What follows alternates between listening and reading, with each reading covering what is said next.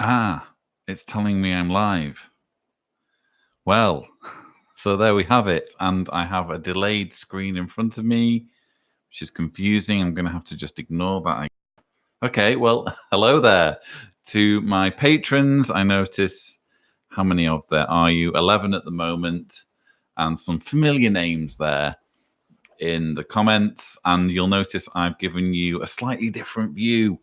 So what do I even call this camera angle? Do I give names to camera angles? Am I going to be that snobbish about how I do things here in the bunker? But anyway, you can see the collection of books behind me. And I hope you're all doing well on this Saturday.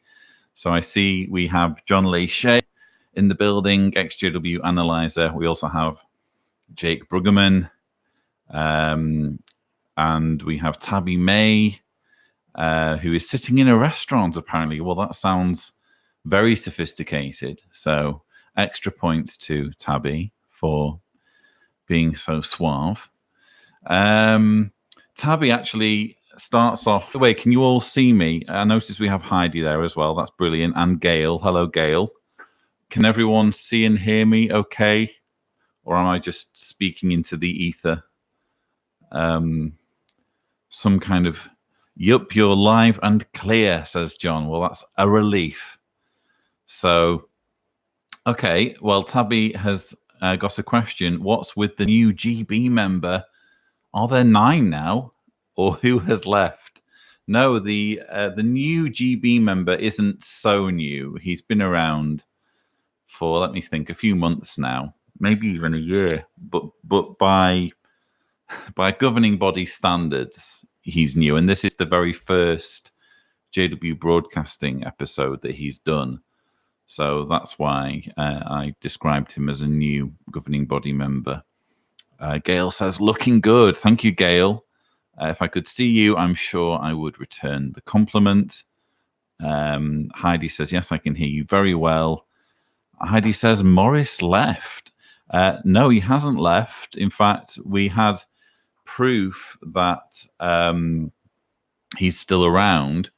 Well, we have 2 lines of proof. Firstly, they've included him in the August JW Broadcasting episode. So the August JW Broadcasting episode, which I intend to do my rebuttal to within the next 2 or 3 weeks, well, 2 weeks, is a Pillowgate versus Bottlegate, because it's hosted by Gary Bro, who did Pillowgate, and there's a cameo in the morning worship segment from, Tony Morris himself. He even says the word sobering. It's actually a very, very tedious speech, and I can't understand quite why they chose that of all morning worships to include in a JW Broadcasting episode, where presumably they're interested remotely in keeping people's attention. But yeah, so Tony Morris is very much still in the picture, and I kind of expected that. Yomari Iniestra says, what are your thoughts on the Inside Story Gilead show? I did give it a few... I did give it a glance, Yomari, but I didn't notice anything out of the ordinary. Maybe you picked up on something that I should have seen. Heidi says, damn, I really thought he would have gone long ago. No, I have mixed feelings about it, Heidi, because I think that even though he's a repugnant person, who is arguably, kind of weighing down the governing body in terms of its ability to move forward and progress and become more mainstream, he's also, if you think about it, responsible for waking people up, because he is so clumsy with what he says and what he does. So in a way, I'm kind of glad to see him sticking around, even though he shouldn't be there. I mean, if the governing body were really interested in not being hypocrites, he would have gone a long time ago. Jake says Morris looked plastered. I agree with you there, Jake. He really did look, well, maybe he was plastered, although it was the morning, so probably he'd only had time to get through 1 bottle of Macallan by by the time morning worship was on air. But he certainly looked not quite with it, and maybe nursing a hangover, perhaps. Who knows? XJW Analyzer says the governing body and JW Broadcasting are Watchtower's worst enemies in terms of growth. Yeah, nothing quite wakes up Jehovah's Witnesses, as far as I'm aware, as the evidence in front of them of their leaders being very human, very close-minded, and authoritarian and arrogant. So, yeah, by all means, get in front of the camera. In fact, I remember rubbing my hands at my first ever JW Broadcasting rebuttal, which, of course, was back in October 2014. I remember rubbing my hands then with glee, because up to that point, I've been doing my very best to kind of hunt down audio recordings of the governing body to show people what these men were like. And all of a sudden, there's this extravaganza of HD video footage of them. I was thrilled about it. And even though it's a lot of work for me, in many ways, you could say it's defined my channel, because one of the very first reasons why I started making videos was to circulate audio recordings, which I called Getting to Know, the Getting to Know series. So it was getting to know Anthony Morris and getting to know David Splain. I ended up taking those videos off the channel and putting them on a different channel, which gets almost no views, because I wanted to protect against copyright. There was a lot of scare about copyright strikes at the time. So I took them down, but I am thinking about putting them up as like an unabridged. So I think the Tony Morris one went to 12 episodes, and I'm thinking of putting them all in one video. So if you really want to watch those early recordings from the John Steeders channel, they're there for you. It was really, there was virtually, in fact, there was no commentary from me. It was just the recordings and some humorous kind of comments and slides and that kind of thing, and music. Yomari says, I heard the speaker in the Gilead speech say something like, you are going out on the threshold of the great tribulation. All right. Well, I suppose that's nothing new. I mean, we've been on the threshold of Armageddon for goodness knows how long. They call it, I hope you don't mind me opening a beer, because it is a Saturday after all, a Saturday evening no less, as you can see from the darkness outside. So this is the time of the week when I do usually enjoy a moderate amount of alcohol. So I hope you don't mind if I have some beer while I'm answering these questions and chatting with you all. Cheers. But yes, they have been on the threshold of on the brink of Armageddon and the Great Tribulation for some time now. So nothing really new there, Yamari. Come on. And Erin says, what's the situation with ICSA? Couldn't quite understand the info from the hearing.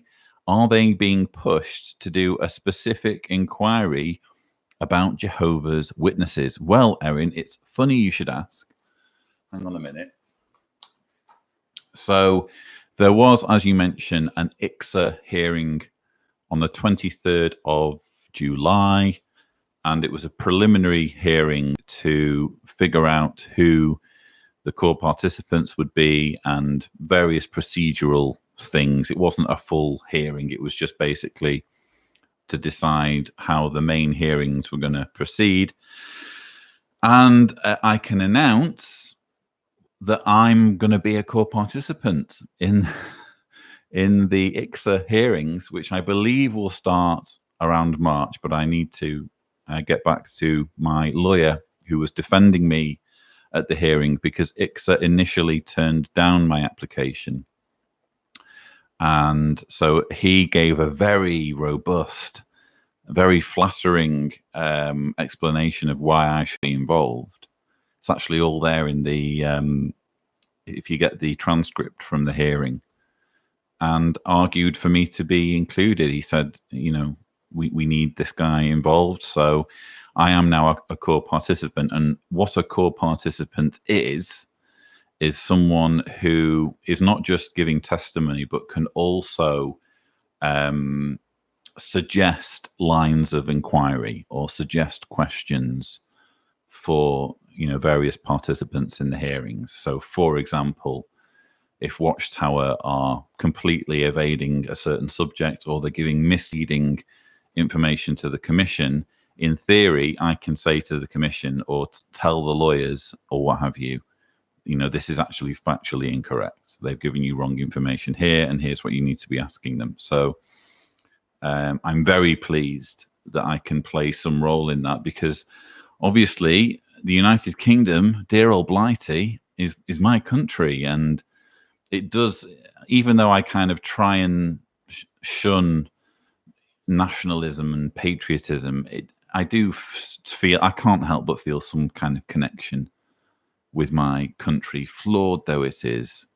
So yeah, it feels like paying something back to society by being involved and doing my best to protect my fellow countrymen, men and women from what Watchtower's doing. So yeah, I'm very, very pleased about that.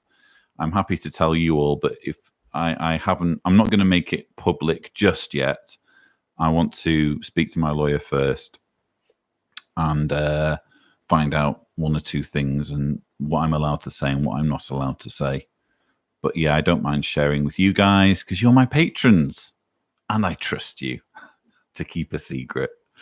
So Erin says, well done. Yomari says, are you able to give any updates at all on the Truth About the Truth film? And Jake says, not as flawed as USA gun control laws. Sorry to trigger anyone, no pun intended. Oh dear, Jake. Oh dear. I'm not even going to go there. Before I answer Yamari's question, very good question, by the way, Yamari, let me go to, I'm mindful of missing anyone who's commented on the Patreon post where I announced this link, just in case anyone's commented and there's some stuff on there that I've missed, because it was kind of a frantic few minutes just now.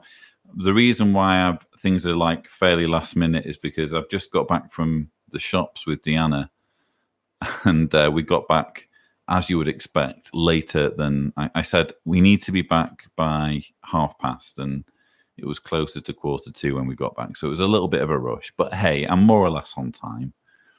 And now my computer's really slow, probably because of the live stream, to load up the posts, which is probably a good opportunity to take a swig of not Croatian beer. Someone asked, is that a Croatian beer? This is actually Desperados. It's at least presenting itself as a kind of Mexican variety of beer, I would imagine. It's beer flavored with tequila. So there you go. My drink has been spiked before I've even opened it.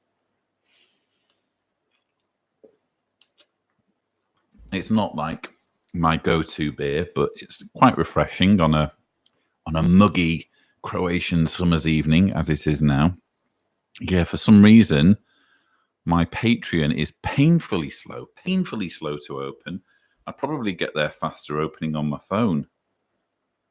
Well, anyway, I'll leave that rumbling in the background, and hopefully something can happen there at some point. And get back to Yumari's question. Heidi says, never mind, we pay you to tell us things. I suppose that's true, Heidi. Borg Assimilate says, we can keep a secret.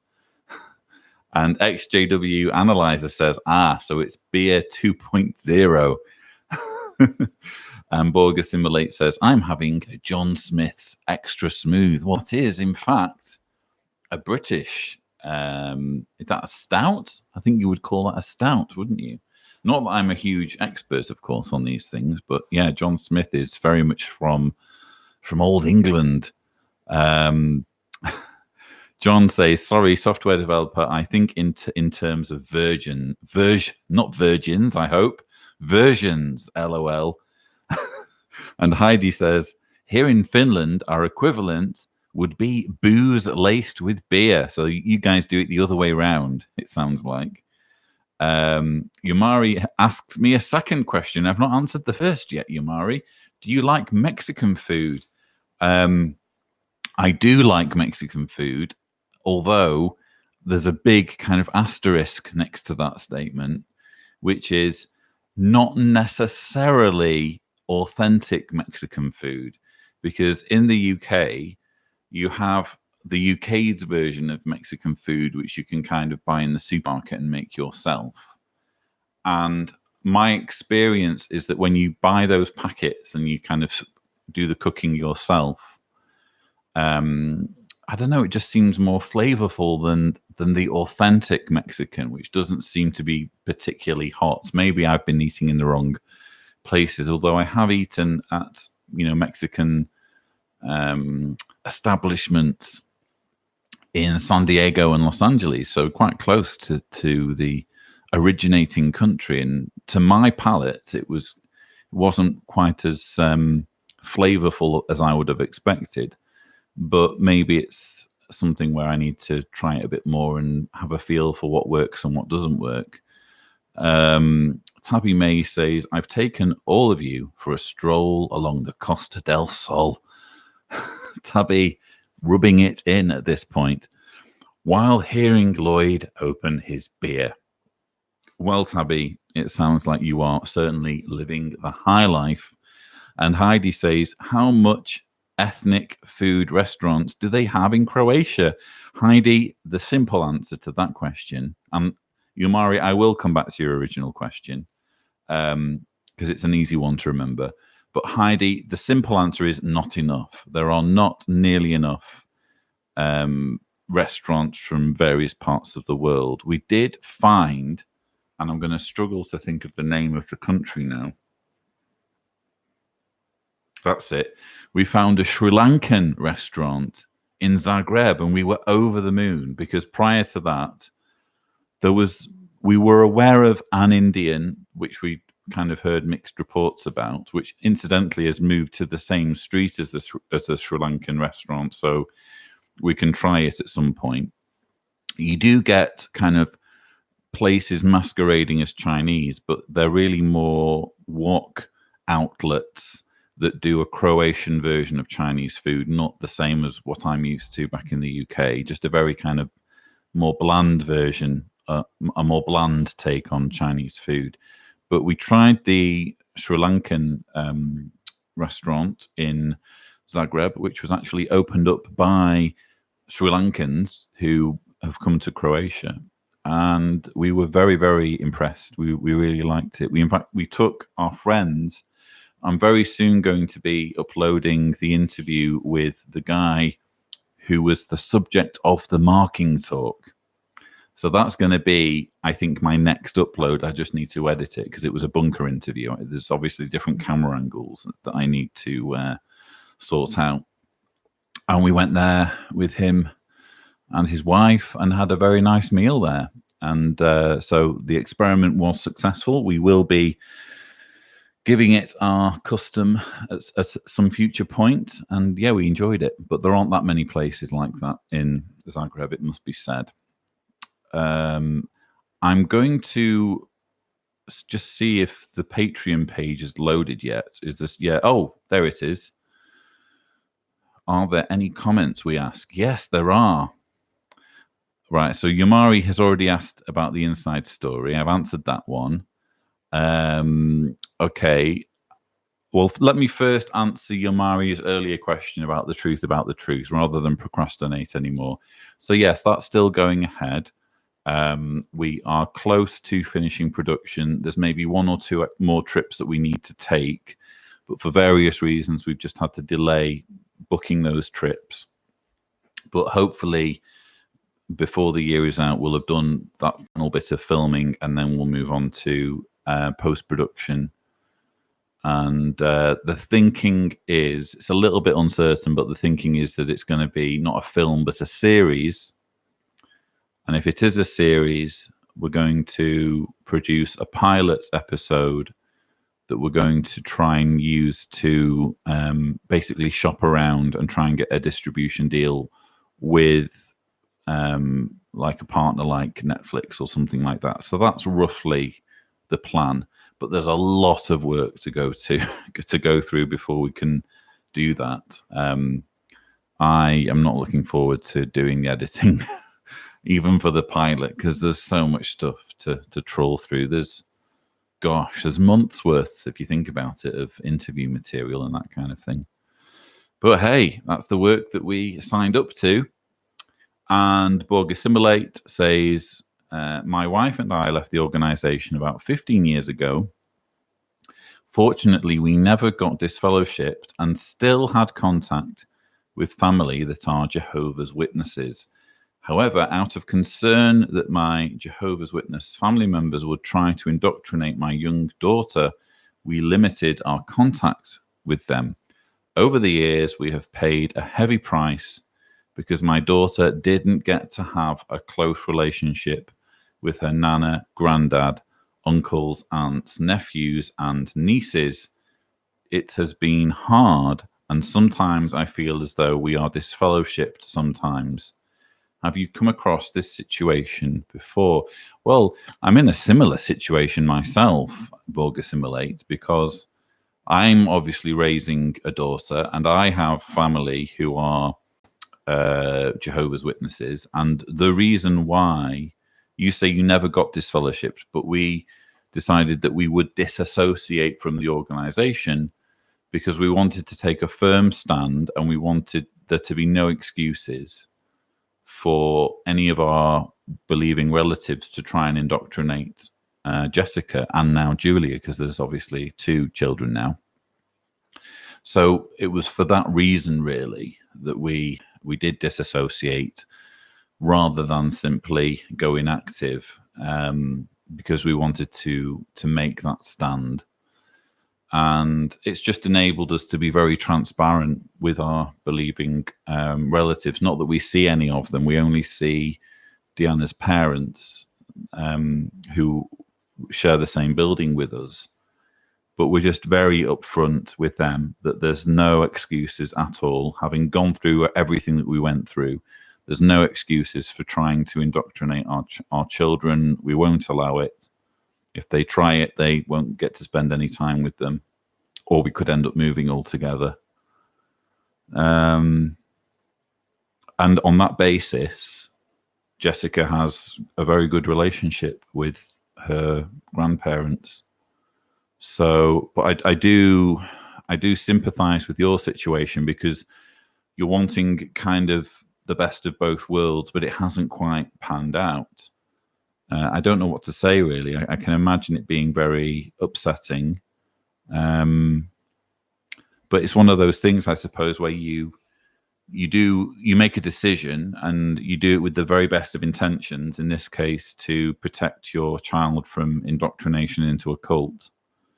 And I suppose the ends have justified the means, haven't they? Because your child isn't in a cult, I would assume, and therefore it's worked, albeit at the expense of those relationships. So it's just a very difficult situation, and one that the Watchtower has put us all in. And so it's a case of dealing with things in the best way that we can.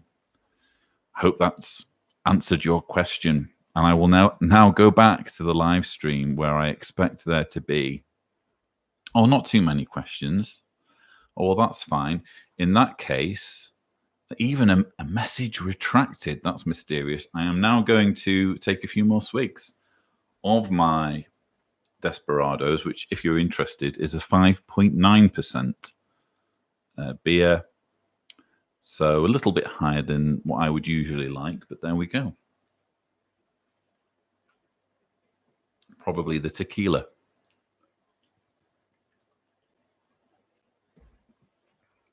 Okay. Jake asks Lloyd, how about Chinese food? You like it? Jake, I love Chinese food. It's probably right up there with Indian / Sri Lankan food in terms of my kind of go-to takeaway. So I do love Chinese food. Although, again, I suppose it depends what you mean by Chinese food, because if you were to go to China and ask for Chinese food, goodness knows what they'd end up bringing you. So I like the Western approximation of Chinese food is probably the most precise answer I can give you on that. Heidi says, at least in Helsinki, we've got loads of wonderful ethnic shops and restaurants. I just went to a Nepalese one in the city centre this past Thursday. That sounds fascinating. I would love to sample Nepalese. I think that you can, learn a bit about the culture by knowing what they eat and tasting it for yourself. It's a nice way of immersing yourself in different cultures, isn't it? XJW Analyzer, aka John Lachey, says, my personal opinion is that being physically out, mentally out, further reinforces the Watchtower's authority. But of course, everybody has to make their own decision for what's best for their family. Yeah, it's one of those where there is no right answer. It really just depends on what works best for you and what is most important. And I can fully imagine there being scenarios where, let's say, for example, you wake up in your 30s and your parents are very advanced in years. They may be in their 70s or 80s for whatever reason, and they depend on you, and you know that waking them up at such a late stage would be too traumatic, or it would be too traumatic to even try, and you don't lose a great deal by just doing activism or what have you undercover. I can see there being scenarios where you might feel that being physically in, mentally out is preferable. It does get complicated when there are children involved. There are any number of factors to consider, but that's why we leave it to individuals to forge the best path for them. But I can only say that in my own case, I've never looked back and thought, oh, I'd rather have faded. I'd rather have stayed inactive. Yeah, it's burned a lot of bridges, but those were all conditional relationships anyway. And it's far more important for my own mental health that I live an authentic life, and especially that I get to raise Jessica to be cult free. And having made that stand, it also makes it easier for me to speak to Jessica and explain to her. I think I've told you all about the bad men story and my way of explaining the whole cult dynamic to a 5-year-old. And she really gets it. Every now and then she'll look at my computer while I'm editing a video and say, are those the bad men? And she'll say, tell me about the bad men. So she really does understand in her own kind of way and in her own language what's going on. It's going to be interesting to see as she grows older and she learns more about the bad men, how she reconciles the kind of oversimplified form that I've given her. And oh yeah, that's what you meant by this, and this is what you meant by that. So that's all to come. And I guess the proof of the pudding will be when she's a teenager and we can kind of look back on it all and decide whether it was a successful way of managing the situation. But I can't see why it wouldn't be. I think that it's one of those situations where I just have to communicate about what's happening in some way, shape or form. And I've done so in language that a 5-year-old can understand. They really are bad men. So let's see. Yomari, Borg says, cheers. My pleasure. Yomari says, any plans to visit the United States again? Well, potentially, Yomari, depending on our schedule for the Truth About the Truth, probably this year, but not necessarily the West Coast, probably more likely to be the East Coast of America. Borg Assimilate says, who is the most recently appointed governing body member? And Yomari answers, Kenneth Cook. And Heidi says, I can tell you that the food they've got, at least in Taiwan, is completely different from what they serve as Chinese food in the West. Yes, I've heard that, Heidi, and I've heard that there are quite a few, in fact, cultural differences. In fact, I think Amber Scorer notes some of the cultural differences in her book. So I'd be fascinated to see what Taiwanese is like as contrasted with Chinese. Heidi says, well, not completely different, but very. Okay. And John Lachey says, sorry, guys, I have to take off before it's over. Got a few things to take care of. Thanks for all you do, Lloyd. So glad you're going to be part of ICSA. If you come to the East Coast, anywhere near North Carolina, let me know and we'll visit. Thank you, John. That's a very kind. And of course, I'd love to catch up with you if we're in your neck of the woods. So let's just keep that as a possibility and enjoy the rest of your weekend. And I think I've exhausted all of my questions and comments that I can comment on. Well, that calls for, as the fresh ones come in, that calls for a swig of Desperados, which if you're interested,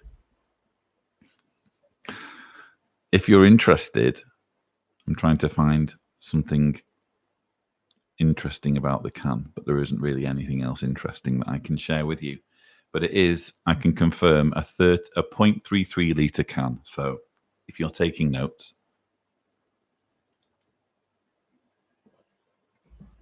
Okay.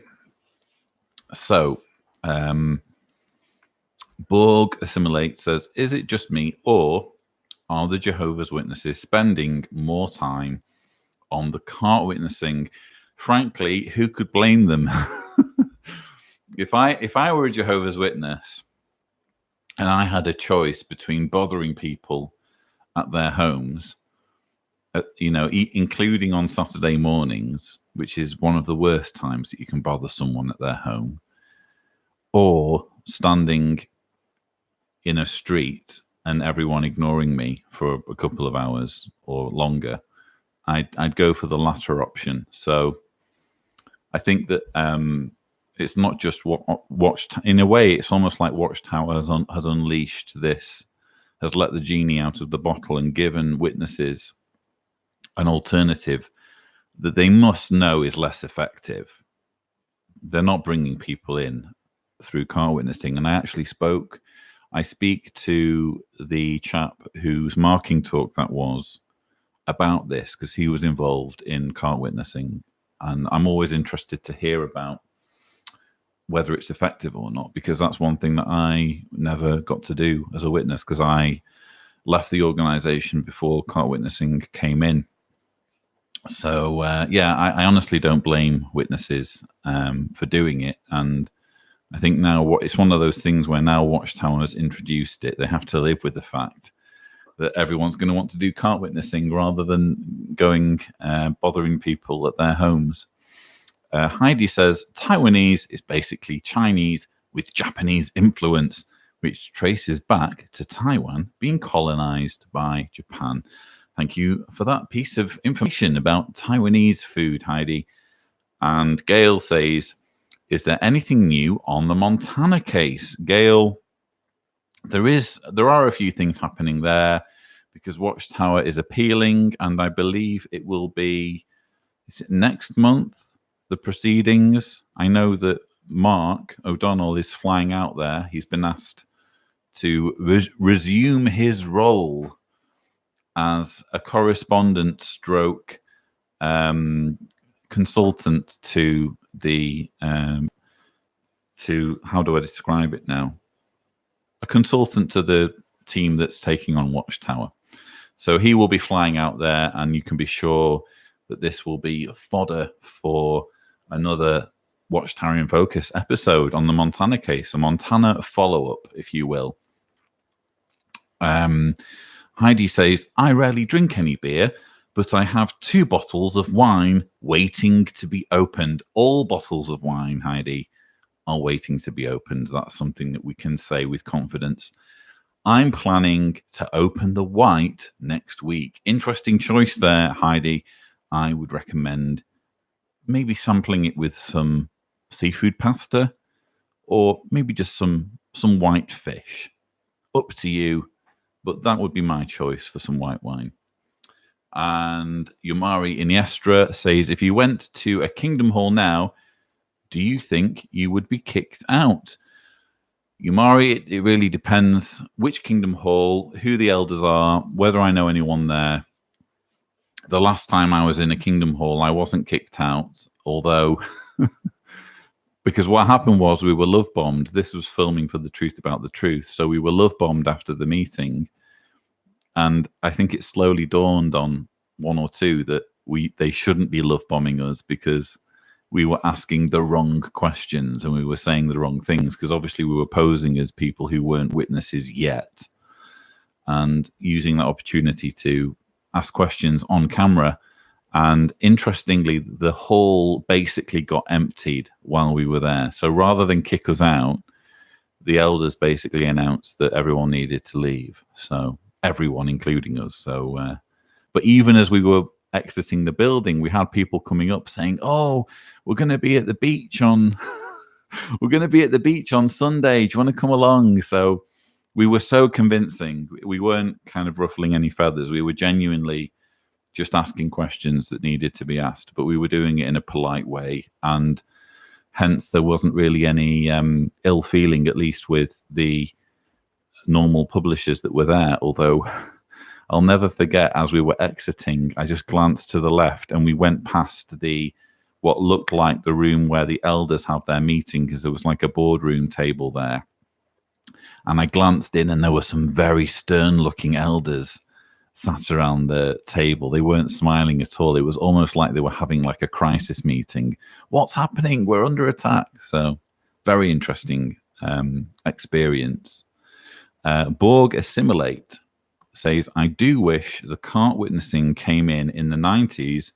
I would have left sooner than I did, LOL. Yeah, I would definitely have taken up the opportunity to get some easy hours in, I think, if that had been around when I was a witness. Yomari says, has there been a new episode of The Three Apostates? Yomari, of course, is referring to the series that we do on Chris Shelton's channel with myself, who is a former witness, Chris Shelton, who is a former Scientologist, and Jonathan Streeter, who is a former Mormon and hence liable to be mocked about secret underwear mercilessly by yours truly. So we have our own little kind of series called The Three Apostates, and the simple answer to your question, Yomari, is that I don't know when the next one is because it's Chris's channel. So I can only suggest asking him and giving him a gentle poke and saying, your audience demands more Three Apostates, and I will certainly make myself available. Jake says, right, you asked that one JW, do you feel comfortable about a global Yes, that's right, Jake. So Jake is actually picking up on the fact that part of that love bombing experience at the Kingdom Hall and that kind of bit of filming for The Truth About the Truth is actually on our, let's see what the video called now. We Need Your Help, I think the video is called, and we give like some footage that we've got so far from filming, and that's where I ask him about, you know, are you happy with everyone who doesn't agree with your beliefs being killed? And he says, no, of course I'm not comfortable about it because my kids are going to be involved. So it was, yeah, some very interesting footage. We had a similarly enlightening conversation at London Bethel, because the whole point of doing that sort of thing and going into Kingdom Halls and Bethels is because we don't want to be accused of only giving one side of the issue. We want to basically interview as many Jehovah's Witnesses as possible and hear it from the horse's mouth, as it were. And when we did the same thing at London Bethel, I actually got into a conversation with an elder who took our tour, and I think I was a little bit too convincing as someone who who was potentially interested in joining. So later on, we were in the literature room, and I was kind of enthusiastically getting a few extra bits and pieces for the collection you see behind me. And I think he took that as a signal that I was really keen on reading up and joining the religion. So we got into a conversation in which I brought up the issue of child abuse, and I asked him pointedly, if you were aware of a case of abuse and the organization was telling you to keep it quiet, would you keep it quiet or would you go to the police? And he said, me personally, I would go to the police. So I actually shook his hand when he said that. And I think that sort of candid admission is perfect for a project like ours, because it shows that even in that scenario where abusive policies are being handed down, people's humanity is always going to shine through in some way, shape, or form. Not always, but certainly sometimes. Yomari says, so you have many hours of footage, not just hours, Yomari. I would venture to say weeks of footage if you think about all of the filming that we've done so far. We've filmed in London, Utah, done lots of filming in and around LA because that's where Javier lives. We've obviously filmed in Sydney, and various other parts of the US. So, and we're planning on doing a trip out to Montreal as well. So there's going to be, lots of stories, and hopefully as well showing how global the whole thing is, Erin says, hello, Erin, by the way. I don't think I've welcomed you yet. Erin says, with the new Chelmsford Bethel, is it the same situation as Warwick in terms of selling off valuable London real estate and building something cheaper? Erin, as far as I can tell, that is exactly what's happening in Chelmsford. It's basically, take a look at the model of what Watchtower did in Brooklyn, where over the course of many decades, going all the way back to, gosh, what was it, 1910 or thereabouts, they'd amassed this, this mass of very marketable property, mostly on the, not on the Brooklyn waterfront, but in that vicinity, that we've figured out that they actually managed to sell it for $2 billion. So they get $2 billion selling their property in Brooklyn, and we still don't know exactly how much the Warwick facility cost. I heard a ludicrously low amount that was something like 12 million, but I think that's too low. But whatever the figure for Warwick was, it will have been a fraction of, like a very small percentage of what they got, because $2 billion is obviously a lot of money. And it's cheaper to build in the middle of nowhere in upstate New York than it is in Brooklyn. So yeah, they've basically repeated the same exercise in London, where I don't know whether you've ever been to Mill Hill, but they had basically, it is a hill, in fact. So it's a long road, residential, a long road in a residential area, and almost every house is owned or was owned by Watchtower.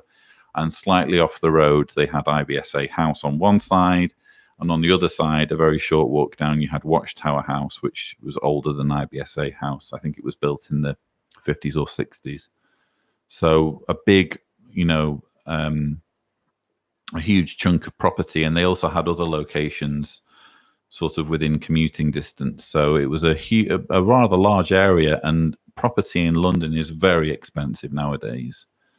So yeah, they've really made a tidy sum, although I don't know what the proceeds are, and I'm not sure we'll ever really know, because whereas in Brooklyn we managed to find out what the amounts were, because there are some kind of real estate websites and magazines that make it their business to know how much every property sells for. I'm not sure we'll get that same information from London, although I'm willing to be pleasantly surprised. Borg Assimilate says, what propaganda soundbite from the Watchtower do you dislike the most? Mine is, you may leave the truth, but the truth never leaves you. Oh, gosh. Where do you even begin? When you say soundbite, are you talking as in from JW broadcasting episodes or just sayings that people have? I don't know. There's too many to choose from. I'd have to give that some careful thought. And Erin says, as far as I know from JW Family in the UK, they are being told that building Chelmsford is a sign of growth. Of course they would. I told them it was the same as World Headquarters. Glad I was correct in that assumption. Yes, you were definitely correct. And it's not a sign of growth. The Bethels all over the world have been dramatically reduced. And I think even you can even find, I guess you'd read the letter that was circulated. No, hang on. So there was a letter. I'm sure that's been included in a letter about Bethel families being reduced, but they also announced it at an annual meeting and said we're reducing Bethel families and we're cutting costs. That policy hasn't changed. And in fact, when we went to the Sydney Bethel, in fact, it was similar when we went to Mill Hill, which was obviously before the move to Chelmsford. And I don't think the move to Chelmsford has fully gone through yet. But it was already, there was like a display in the Ibsa house of the Chelmsford site when we went. And you walk round and, oh, that's right. They showed us the old printing press and they said, we're not using it anymore. Either they weren't using it anymore or it was due to close down shortly. They weren't printing anything any longer. And even just walking around the Ibsa House factory, there was very little kind of signs of life. And that was even more obvious when we went to the Australasia branch in Sydney. It was almost comical in a way because they had this vast kind of industrial factory area that was pretty much empty, and they had all of these kind of colorful displays, almost kind of intended to distract from the fact, like a Caleb and Sophia area, for example. All of these kind of colorful visuals and displays, almost kind of deliberately put there to kind of turn people's attention from the fact that they were walking through an empty factory. And it was kind of like that in London, but not quite as stark. So I would suggest that your relatives just do a Bethel tour. And especially if they've done one in the kind of golden era when the organization really was growing, tell them to compare those two experiences and see for themselves just how many Bethelites there are and how much work is going on. Heidi says renovating the ages-old Finnish headquarters is probably called growth as well. I can tell you the area is a semi-industrial area and the buildings look like they were built in the 70s. Thank you for that insight, Heidi. And Borg Assimilate says, when are you making a public appearance in the UK again? Gosh, you make it sound like a public appearance. Gosh, I make public appearances all the time here. I've just made one in McDonald's. Hang on a second.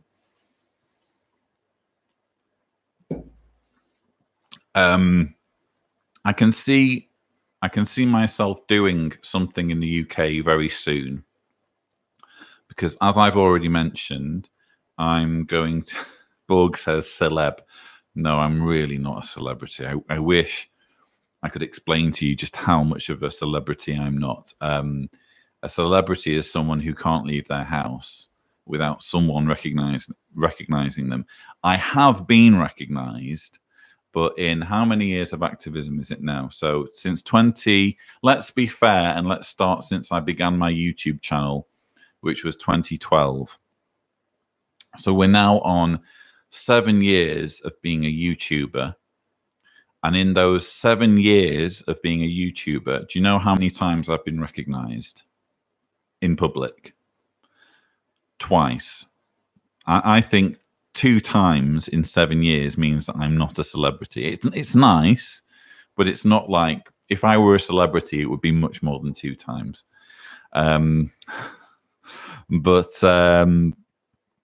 Public appearances in the UK, I'm obviously due to be a core participant in ICSA, which I need to check, but I'm assuming that will require me to be in England for maybe a week or 2. I don't know, maybe even a month. I'm going to find out more, hopefully very soon. But while I'm in England, I would obviously take the opportunity to, catch up with people, maybe do an event. One of the issues I have is that it's a little bit weird to do an event and appear at an event and simultaneously arrange it. So it's far more helpful if someone else does the arranging and I can just think about showing up and saying hello to people. So maybe it might require some planning and, arranging things. Probably what I'll do is, when I know for a fact that I can come, I guess I can put a post out, can't I, on Patreon, and so that any patrons who are in the UK and who feel like being involved, either to just come along and enjoy it or to actually be involved in the preparation, they can come to my rescue and help me arrange it. But yeah, I'm definitely down for doing something in the UK. It will take quite some doing to beat what we experienced in Sydney, but hey, we'll give England a chance. Never count it out completely. And Jake says, that reminds me, what's your favorite food at McDonald's? Jake, you ask a good question. If we're talking burgers, because probably my favorite food at McDonald's is in the dessert section right now.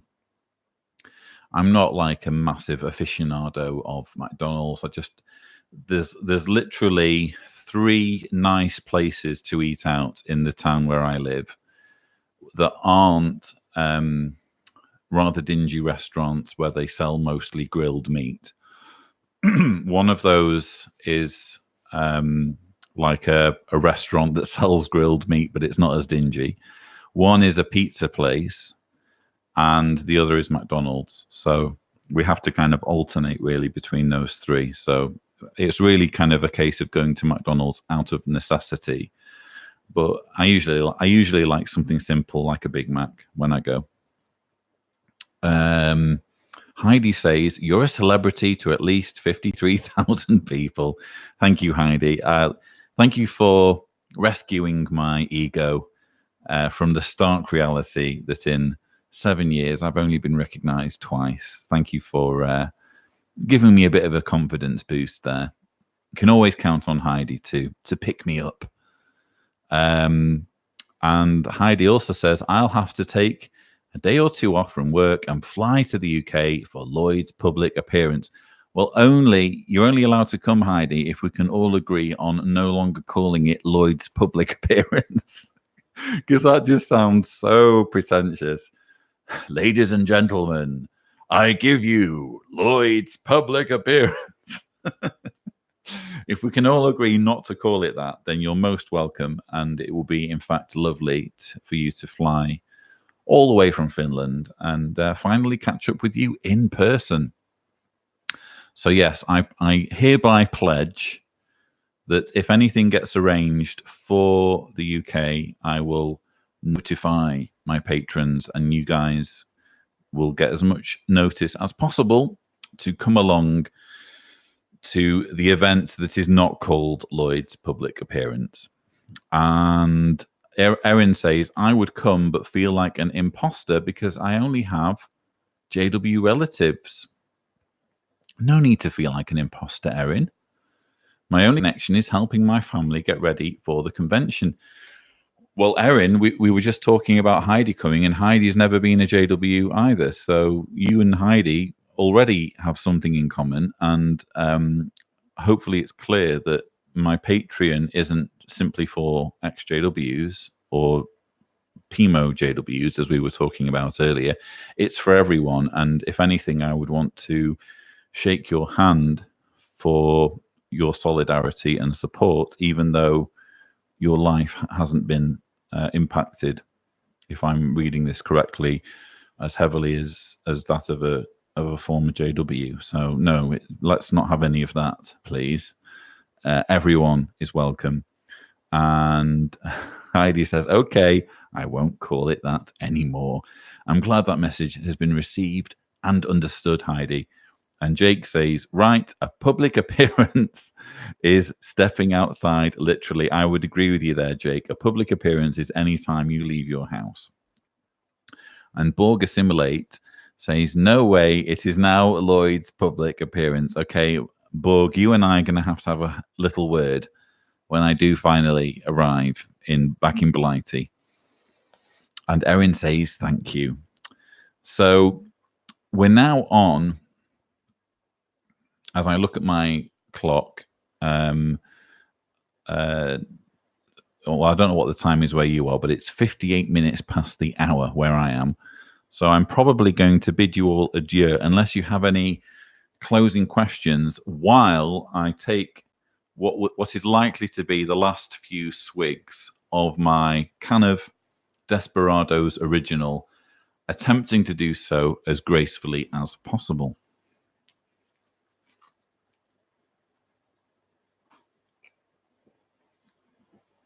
There's never a graceful way of drinking cans, is there, when you're right at the end? Have you noticed that?